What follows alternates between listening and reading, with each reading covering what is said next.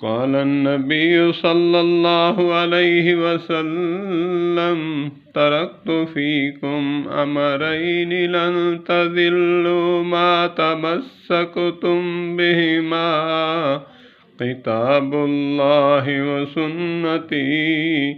قال النبي صلى الله عليه وسلم تركت فيكم ثقلين لن تضلوا ما تمسكتم بهما كتاب الله وسنتي. پہلی حدیث میں فرمایا اللہ کی کتاب اور میری سنت میں تمہارے درمیان چھوڑے جا رہا ہوں، اس کو پکڑو گے، مضبوطی سے اس پر عمل کرو گے تو کبھی گمراہ نہیں ہوگے قیامت تک. تو اسی طرح فرمایا اور مقام میں ترکت فیکم ثقلین. نبی مکرم رؤوف الرحیم پیغمبر، رحیم شفیق پیغمبر صلی اللہ تبارک و تعالی علیہ وآلہ وسلم فرماتے ہیں اللہ کی کتاب اور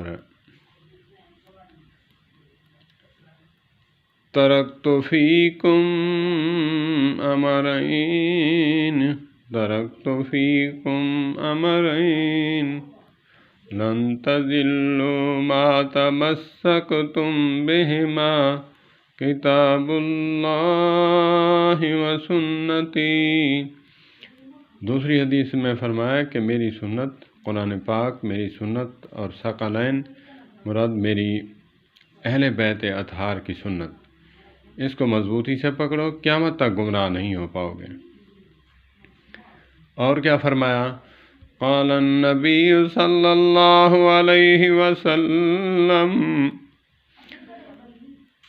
من تمسک بسنتی عند فساد امتی فلہ مئۃ اجر شہید